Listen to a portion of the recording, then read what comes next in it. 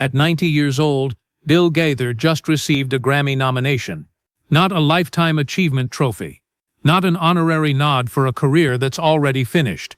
A real competitive nomination for a brand new album made right now in this exact season of his life, up against artists decades younger than him. Most coverage of this story stopped right there, at the nomination itself. But stick with me, because by the end of this video you'll know 3 things almost nobody else covering this story has put together. The 60-year pattern hiding inside this album's title. What actually happened on Grammy night, and why people inside gospel music are calling this one of the most meaningful things Bill Gaither has ever put his name on, win or lose. Here's the news that started it all. At the 68th Annual Grammy Awards, held February 1, 2026, at Crypto.com Arena in Los Angeles, the Gaither vocal band picked up a nomination for Best Roots Gospel Album for their new record, Then Came the Morning. They were up against Serious Company, the Brooklyn Tabernacle Choir, the Isaacs, Karen Peck and New River, and Candy Staton. That part of the story is easy to find anywhere. What's harder to find is how a 90-year-old farm kid from Indiana ended up here in the first place. If you don't follow gospel music closely, you might assume this is just one more trophy for an old legend who's been winning awards his whole life. And in a way you'd be right. But the path that got Bill Gaither to this nomination is a lot stranger and a lot more interesting than legendary musician makes another record. Bill Gaither didn't start out as a musician at all. He grew up on a small farm in Alexandria, Indiana. The kind of town where one of the biggest events of his childhood was a family road trip to Nashville to hear an all-night gospel concert at the Ryman Auditorium.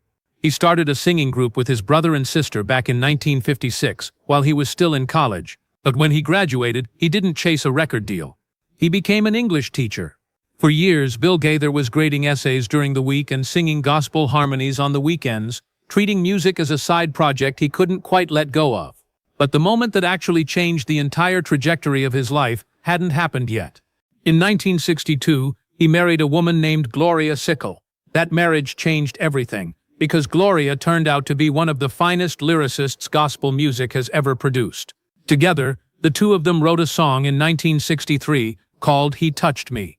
A few years later, Elvis Presley recorded his own version, liked it enough to name an entire album after it, and won a Grammy for that record. Bill Gaither, the English teacher from Alexandria, Indiana, had just written a Grammy-winning song for the king of rock and roll without ever stepping into a recording studio himself. And that's not even the part of his career that made him a household name. By 1967, the music had finally outgrown the teaching job, and Bill went full-time. From there, the Gaither story basically becomes the story of modern gospel music. He and Gloria have now written somewhere north of 900 songs together, including standards still sung in churches every single week, like Because He Lives, The King Is Coming, and Something Beautiful.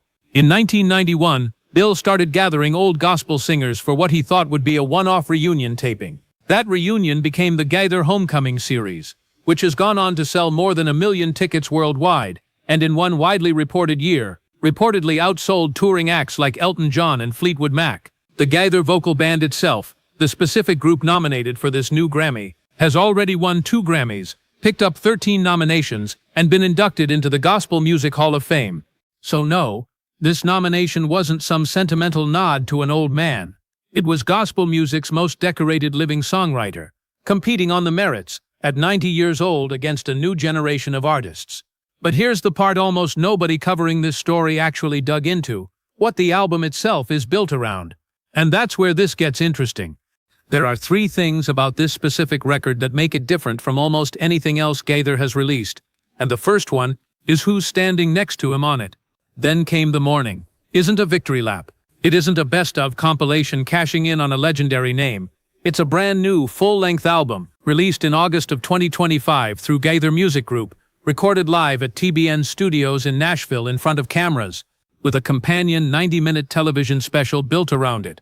Bill Gaither personally curated every song. In his own words, he called it a celebration of faith and fresh starts, a project built around the idea that joy is still possible after a hard season, and that some things in this life simply don't fade. The current lineup carrying that vision is Bill himself, alongside Wes Hampton, Adam Crabb, Todd Suttles, and Reggie Smith, joined throughout the record by guest voices.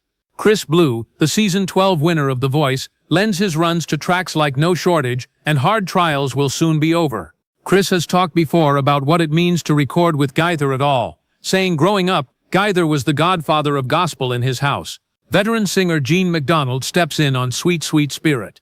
Joseph Habedank, himself a two-time Grammy nominee, takes the lead on a track called The Basement. That's reason one. Reason two is a lot more personal. On the title song, the one the whole album is named after, Gloria Gaither steps up to the microphone herself, alongside the voices of Lee Choir.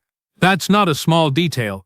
Gloria didn't just write Then Came the Morning decades ago. She's singing it, in 2025, at the center of the album that just earned the band a Grammy nomination. Husband and wife, the same two people who sat down and wrote that song together, are still performing it side by side more than 40 years later.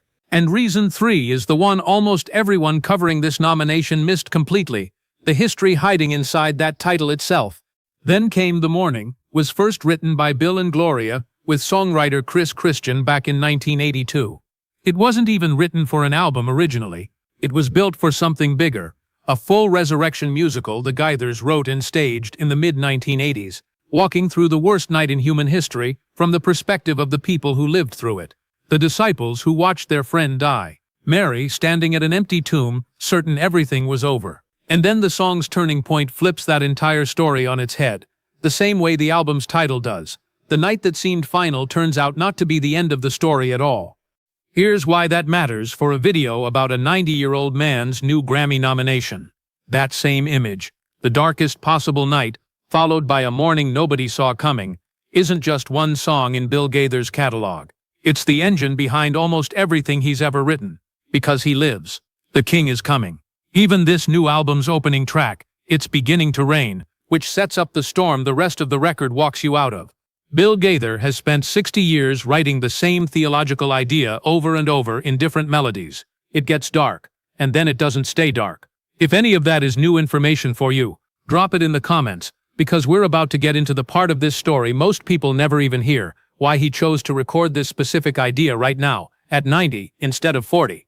Bill Gaither has answered some version of that question for years, usually with a bit of disbelief that people keep asking it. He's told a story before about a young fan who recognized his name and half-jokingly asked if he was even still alive, since as far as the kid knew, everybody whose name showed up in a church hymnal was already dead. Gaither laughs telling that story, because the honest answer is, not only is he still alive, he's still touring, still curating, still putting his name on brand new recordings well into his 9th decade. In his own words about why he keeps doing this, he said simply that he still loves what he does, and that he believes in the message of these songs enough to keep singing them, night after night. But there's something underneath that, harder to put into words. This isn't happening in a vacuum. In this same season, one of Gaither's longest-running annual traditions, Family Fest, the gathering he and Gloria have hosted in the Smoky Mountains for 36 straight years, is holding its final celebration in 2027. A man who has watched entire eras of gospel music rise and fade, and who is now closing out a 36-year tradition, chose this exact moment to record a brand new album about resurrection, about life winning after death, morning coming after the longest night possible. That's not a coincidence. That's a man putting his whole life's theology into one more recording, on purpose, while he still can. Remember the question from the very beginning of this video. What actually happened on Grammy night? Here it is. On the night of February 1st, when the Best Roots Gospel Album category was finally announced, the Grammy didn't go to Gaither. It went to the Brooklyn Tabernacle Choir for I Will Not Be Moved, their 7th career Grammy win as a group. Had Gaither won instead, at 89 going on 90, he would have stood among the oldest performers ever to take home a competitive Grammy in any genre. He didn't get that moment. But here's the thing almost every gospel outlet covering the ceremony agreed on. In one way or another, the nomination itself was already the story.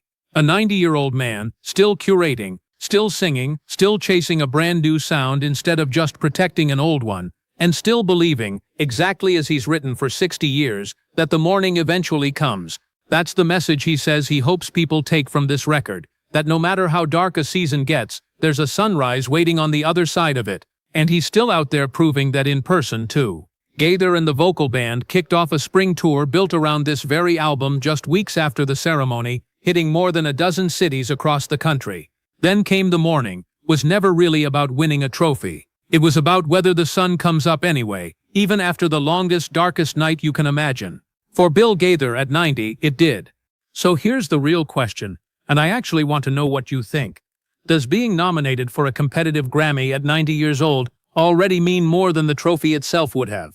Drop a comment and tell me where you land on that.